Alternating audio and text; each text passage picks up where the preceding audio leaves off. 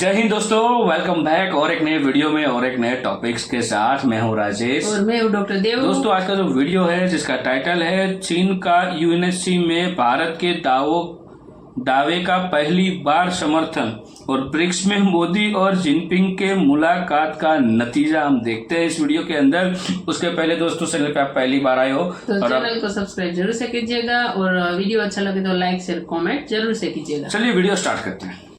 Indian का हमेशा हमारे यहाँ ये कहा जाता है कि उनके गूगल में जाएं, फेसबुक में जाएं, ट्विटर पे जाएं, दुनिया भर की मतलब अमेज़न में जाएं, कहीं चले जाएं। अब उनके सीईओ वगैरह जो है ना, मोस्टली उनकी जो आईटी कंपनीज हैं बाहर में जाएं। हमारे पाकिस्तानी स्टूडेंट बता दें कि संयुक्त राष्ट्र सुरक्षा परिषद में भारत की स्थायी सदस्यता को लेकर दावेदारी मजबूत होती जा रही है।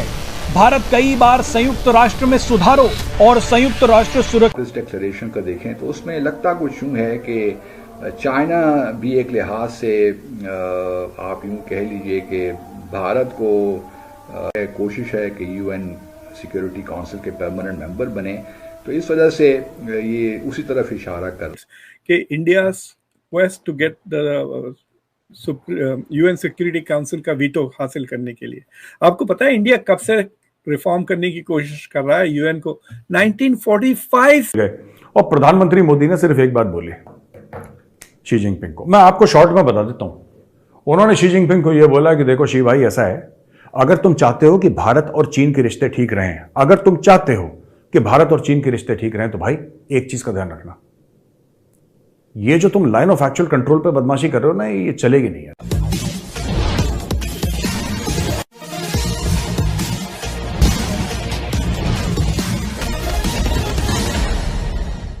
2 दिनों पहले साउथ अफ्रीका में ब्रिक्स देशों की बैठक संपन्न हुई और उसके घोषणा पत्र में भारत के यूनाइटेड नेशन सिक्योरिटी काउंसिल में वीटो सहित दावेदारी को समर्थन किया गया है और इस समर्थन पत्र पर चीन के भी हस्ताक्षर है। ऐसा पहली बार हुआ है जब यूनाइटेड नेशन सिक्योरिटी काउंसिल में भारत के दावेदारी को चीन ने समर्थन दिया है। ऐसा क्यों हुआ है, जानने की कोशिश करते हैं।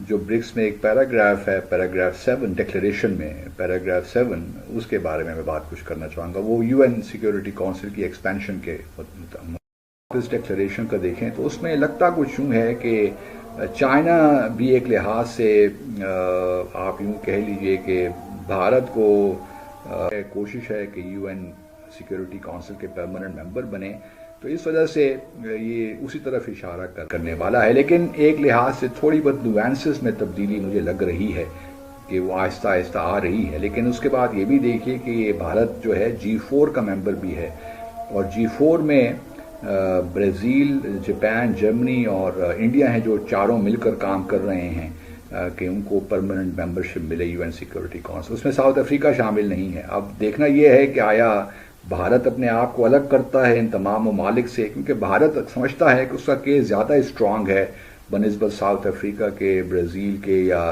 जापान या जर्मनी के। अब ये राज की बात थोड़ी है, ये राज तो अब बाहर आ गया है ना कि India wants to be the global hegemon, world power. मेरी किताब आई है आपके सामने, मैं जिक्र ही करने लगा था, मैंने तो आपके चैप्टर का रिव्यू भी किया बल्कि उसमें। हाँ, India is a rising world power, जाके डाउनलोड करें, फ्री में है किताब, पढ़ें, बहुत जबरदस्त किताब है। इंडियन का हमेशा हमारे यहाँ ये कहा जाता है कि उनके गूगल में जाएं, फेसबुक में जाएं, ट्विटर पे जाएं, दुनिया भर की मतलब अमेज़न में जाएं, कहीं चले जाएं। अब उनके सीईओ वगैरह जो है ना, मोस्टली उनकी जो आईटी कंपनीज हैं बाहर में जाएं। हमारे पाकिस्तानी स्टूडेंट बताते हैं जब इंटरव्यूज के लिए जाए, इंटर्नशिप के लिए, सारे आगे इंडियंस बैठे होते हैं, मोस्ट ऑफ द पीपल वो बैठे होते हैं। पाकिस्तानी शिकायत भी करते हैं स्टूडेंट हैं, जब हम जाएं तो हमें वहाँ पे वो आगे से हमारे इंडियन दोस्त भाई बैठे हैं कि उन्होंने अपने साइंटिफिक रिसर्च, साइंटिफिक स्टडीज उसको आगे लेके गए। कितना उन्होंने बूस्ट किया होगा अपने नौजवान जहन को, माइंड को, कॉन्फिडेंस लेवल उनको कॉन्फिडेंस लेवल कहाँ पे दिया है कि हम जाके दुनिया में कितने मुल्क, पहले ये मतलब इंडियन है जो आगे दूसरे उसके उस पे ये साइड पे या मून की साइड पे जाके उतरे। इवन रशियंस ने कोशिश की थी, वो भी नाकाम रहे थे, अगर मैं सही कह रहा हूं मैं। सो उन्होंने उनके साइंटिफिक और प्रधानमंत्री मोदी ने सिर्फ एक बात बोली शी जिनपिंग को। मैं आपको शॉर्ट में बता देता हूं। उन्होंने शी जिनपिंग को यह बोला कि देखो शी भाई, ऐसा है, अगर तुम चाहते हो कि भारत और चीन के रिश्ते ठीक रहें, अगर तुम चाहते हो कि भारत और चीन के रिश्ते ठीक रहें, तो भाई एक चीज का ध्यान रखना, ये जो तुम लाइन ऑफ एक्चुअल कंट्रोल पे बदमाशी कर रहे हो ना, ये चलेगी नहीं यार। फिर इसमें गड़बड़ है, फिर इसमें गड़बड़ हो जाएगी, क्योंकि चीन देखिए चीन की इकोनॉमी मार खा रही है दोस्तों। चीन की इकोनॉमी को कोड़े पड़ रहे हैं, जिसको जूते पड़ रहे हैं चीन की इकोनॉमी को इस वक्त, और चीन बुरे हाल है। और बार बार चीन की तरफ से भारत को यह पैगाम आता है कि चलो और दोस्ती कर लेते हैं, ट्रेड बढ़ाते हैं, ये करते हैं, वो करते हैं, ठीक है ना। और ये बात ठीक भी है, मैं कह रहा हूं करो। सबसे बड़ी बात यह है कि तुमने लाइन ऑफ एक्चुअल कंट्रोल पे अपने ट्रूप्स लगा रहे हैं, और चीनियों ने एक्चुअली कोशिश करी थी भारत के अंदर घुसने की, ये बात सच है। उन्होंने कोशिश पूरी करी थी, वो तो इंडियन आर्मी थी, उनको डंडे मार के भगाया वहां से गलवान की लड़ाई के बाद। बता दें कि संयुक्त राष्ट्र सुरक्षा परिषद में भारत की स्थायी सदस्यता को लेकर दावेदारी मजबूत होती जा रही है।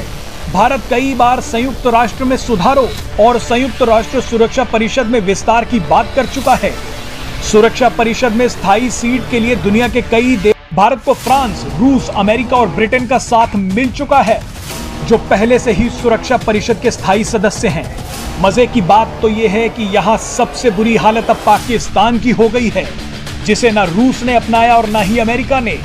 साथ ही साथ अब चीन ने भी पाकिस्तान। तो मोदी जी ने साफ सीधी बात कर ली। देखो भाई, साफ सीधी बात है, अगर तुम चाहते हो भारत से दोस्ती करना तो एक चीज का ध्यान रखना, है ना, लाइन ऑफ एक्चुअल कंट्रोल पे जो बेवकूफी कर रहे हो इसको खत्म करो, इसको खत्म करो, इसके बिना बात नहीं हो पाएगी। तो फिर उसने बोला कि हाँ ठीक है साहब, लद्दाख और एक दो एरियाज में हम इसको जल्दी से जल्दी ठीक करने की कोशिश करेंगे, ऐसा शी जिनपिंग ने बोला। मुझे 2 रुपए का भरोसा नहीं है उस आदमी पे, 2 रुपए का भरोसा नहीं है भाई। जो आदमी चमगादड़ का सूप पी के कुत्ते का कबाब खाता हो, आप उस पर भरोसा करो। ब्रिक्स देशों का 2 दिवसीय शीर्ष सम्मेलन साउथ अफ्रीका की राजधानी जोहान्सबर्ग में 2 दिनों पहले संपन्न हुआ। इसमें रूस के राष्ट्रपति पुतिन को छोड़कर बाकी 5 जो इसके परमानेंट सदस्य हैं उनके राष्ट्राध्यक्ष मौजूद थे। रूस का प्रतिनिधित्व वहां के विदेश मंत्री ने किया। रूसी राष्ट्रपति को आप लोगों को पता ही है कि उन पर यूक्रेन युद्ध के कारण अंतर्राष्ट्रीय अरेस्ट वारंट जारी हुआ है, इसीलिए वे कहीं बाहर ट्रेवल नहीं कर रहे हैं। इस मीटिंग के दौरान जो बातें हुई उसमें 2 बातें अंतर्राष्ट्रीय मीडिया में चर्चा का विषय बना हुआ है। पहला कि पाकिस्तान के लाख कोशिश करने के बावजूद चीन ने भरपूर कोशिश किया कि पाकिस्तान को भी इसकी सदस्यता दी जाए, जबकि 6 अन्य देशों को सदस्य बनाया गया, पाकिस्तान को नहीं बनाया गया। और पाकिस्तानी मीडिया कह रहा है कि इसमें भारत का हाथ है, भारत ने विरोध किया, इसी कारण पाकिस्तान को शामिल नहीं किया गया। इसके अलावे भी ब्रिक्स भारत के प्रधानमंत्री मोदी और चीन के राष्ट्रपति शी जिनपिंग के मुलाकात को लेकर चर्चा में बना हुआ है। 2020 में चीन ने जो भारतीय सीमा पर किया था, उसके चलते चीन के राष्ट्रपति और प्रधानमंत्री मोदी के बीच औपचारिक मुलाकात नहीं हो पाई है। बाली में पिछले साल केवल 20 से 30 सेकंड तक ही हेलो हाई हुआ था, उसके अलावा कोई वार्ता नहीं हुई। इसमें बताया जा रहा है कि वार्ता हुई और प्रधानमंत्री मोदी ने स्पष्ट कह दिया कि जब तक चीन सीमा पर स्थिति सामान्य नहीं करता, 2020 के पूर्व की स्थिति बहाल नहीं करता, तब तक भारत से संबंधों को अच्छा करने की कोशिश नाकाम होगी।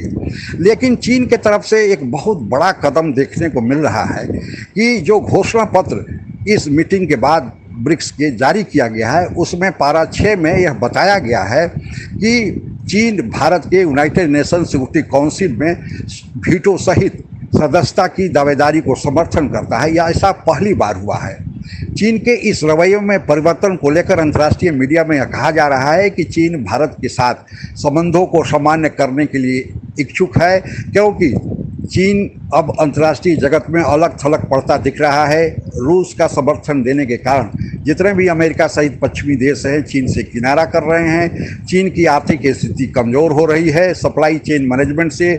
सो थैंक यू दोस्तों, वीडियो को यहाँ तक देखने के लिए। और बात रही यूएनएससी की, और दूसरी बात ये है दोस्तों कि वर्ल्ड के अंदर जितने भी देश हैं उस पर सिर्फ 2 कंट्री के ऊपर कभी भी भरोसा नहीं किया जा सकता। वो हमारे दोनों पड़ोसी मुल्क है, पाकिस्तान और चाइना।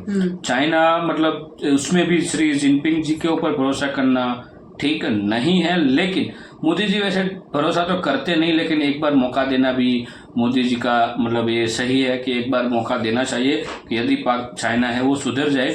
और देखो वो भी सुधरने की इसी वजह से क्योंकि अब उसकी जो इकोनॉमी हो वो दिन प्रतिदिन गिरती जा रही है, जिसका रीजन आपको पता है। जब से इंडिया में चाइना बैंड का जो प्रोडक्ट है उसकी मतलब खरीदी कम हो चुकी है, और वहाँ से खासकर कोरोना काल के बाद वहाँ से बहुत सारे जो कंट्री है वो इंडिया आने को रेडी हो चुकी है। तो जिसकी वजह से चाइना की जो इकोनॉमी है वो दिन प्रतिदिन गिरती जा रही है। और अच्छी बात यह है कि यूएनसी में इंडिया जो है एक सदस्य बनना चाहता है और उसके लिए बहुत सालों से प्रयास चल रहे हैं, लेकिन अब तक प्रयास निष्फल ही गए हैं। लेकिन इस बार आशा करते हैं सक्सेस हो जाए। 5-6 कंट्री ने हमारा समर्थन किया, उसमें चीन भी है। 5-6 कंट्री ने समर्थन किया और इस बार लगता है कि इस बार तो हो ही जाएंगे, लेकिन हो जाए तो बहुत ही अच्छी बात है। और चाइना जैसे कंट्री पे भरोसा करना मुश्किल है, मतलब फिर भी एक बार सदस्य तो हो जाए, फिर उस देखा जाएगा क्या होगा क्या नहीं। और खास करके जब से वो गलवान घाटी वाला जो हादसा हुआ है चाइना के साथ, तब से तो थोड़ा चाइना मतलब एक लग रहा है कि दूरी पे आ रहा है, मतलब पटरी पे आ रहा है धीरे धीरे, लेकिन फिर भी कुछ इधर उधर तो वो करेगा ही। चाइना कभी सुधरने वाला देशों में से है नहीं। क्यों? क्योंकि वहां पे कोई धर्म है ही नहीं, वहां पे कोई मतलब वो बोलते हैं ना कि मतलब प्यार वाली चीजें, वो कुछ ऐसा कुछ है ही नहीं। और चाइना पे कभी भरोसा करना भी नहीं चाहिए, जैसे हम पाकिस्तान पे भरोसा नहीं कर रहे वैसे, क्योंकि चाइना 2 तरफ से घिरा हुआ है। उसको पता है कि वहां पे उसने पाकिस्तान में सीपैक करके प्रोजेक्ट जो कर रहे हैं उसमें भी इंडिया प्रॉब्लम हो सकता है, और खास करके तो इकोनॉमी के बारे में। और मोदी जी ने कहा था कि मैं कूटनीतिक से सब कुछ करने वाला हूं, मतलब ये युद्ध वगैरह में उसको इंटरेस्ट नहीं है, लेकिन छेड़ोगे तो वो छोड़ेंगे भी नहीं। हाँ, तो ये बात है हमारे इंडिया की। तो दोस्तों वीडियो के बारे में आपकी क्या राय है आप हमें कमेंट में लिखकर जरूर बताइए। वीडियो अच्छी लगे तो लाइक और शेयर जरूर कीजिएगा। मिलते हैं और एक नए वीडियो में और एक नए टॉपिक्स के साथ आपके साथ। टिल देन जय हिंद, जय भारत।